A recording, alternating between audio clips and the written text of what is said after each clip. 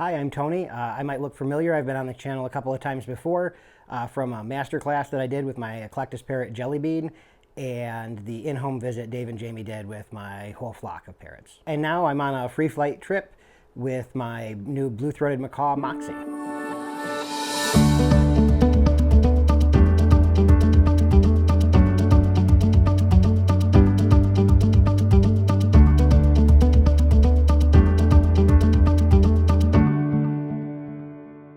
I decided on a blue throat for free flight after my in-home with Dave and Jamie because we talked about the different species in my flock, particularly my green wing and my Eckie, and what they would be capable of doing in free flight and what my personal free flight goals were. You know, we see these videos of Dave and Jamie throwing their birds off cliffs and doing all this cool stuff, and that's just not stuff that my 15-year-old green wing or my Eclectus parrot are going to be able to do. So I decided to go with something that would be able to do that, and I can still free fly my other parrots later. I have 6 rescue birds at home, and I would love to train some of them for free flight. In an ideal world, I'd train them all, but you know, at this point, I really don't know what that's going to look like. They're still regrowing feathers, still trying to build muscle mass, and we'll take it slow and see how it goes. When I first got into taking care of parrots, companion parrots, I didn't like the idea of free flight. It scared me. But you know, the more I watched and learned, I realized that this is what they're meant to do, and it's special to be able to see them in that environment doing what they were made to do. It's a lot of work. It's a lot of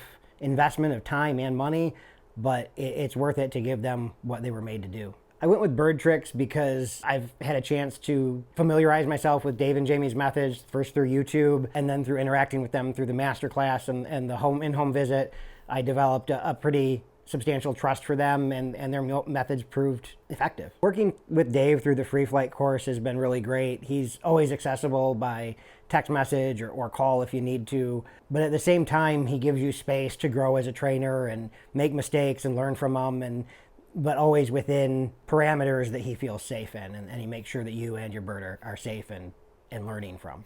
I think the hardest part of the free flight course is just the patience to let the process play out. Like, you want to push for big gains and big leaps, and sometimes free flight is about small incremental gains and not big jumps. I think I felt pretty ready for day one outside, mostly because Moxie showed a lot of skill in the batting net and indoors, and Dave showed a lot of confidence in her ability. One, two.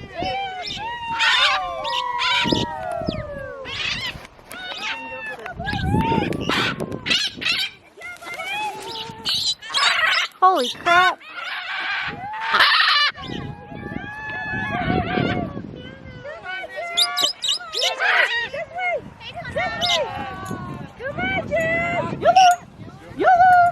Hey, Shanice, can you get down a bit so that Tony's up?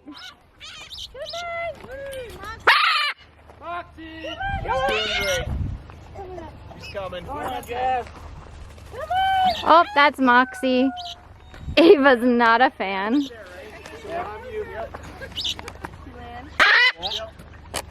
you want me to toss her? Tony's gonna come to a spot where he can recall her off of you.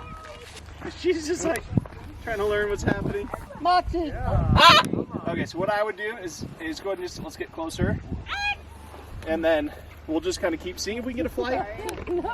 My level of acceptance at this age, she landed on our group, totally happy with that. So if you have to go reinforce or step up, it's okay. Like, she picked a blue throat person, so it's not a colt. Moxie!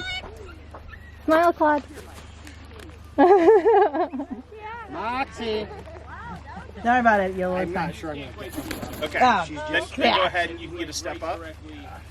I would never try to get into free flight without a trainer. There's just too many subtleties to how the wind works and how predators work and all the different concerns and how recovery works that you just don't understand. You don't even know what questions to ask until you're out in the field doing it. And if you're doing it without supervision, by then it's too late. I've been really impressed with the Marshall GPS system. It gives us some really cool stats on the birds beyond just keeping them safe. Like, Moxie flew 5.4 miles today, which I thought was pretty cool. The team at Marshall was really helpful in getting it all set up for me, and I really appreciate all their help. It is important to note with the GPS that while it's a nice tool to have, it's not a replacement for good training. It was really exciting to get to meet some of the other flyers this trip. There's some really skilled trainers in the group and just really interesting, weird bird people. I think my favorite moments from the trip, one was the first time I called Moxie's name when she was flying and she responded by turning and coming to me. And then I think the other would be flying out at the hike in Moab off the top of the rocks and seeing Moxie be able to dive and flip and do all sorts of crazy stuff out there.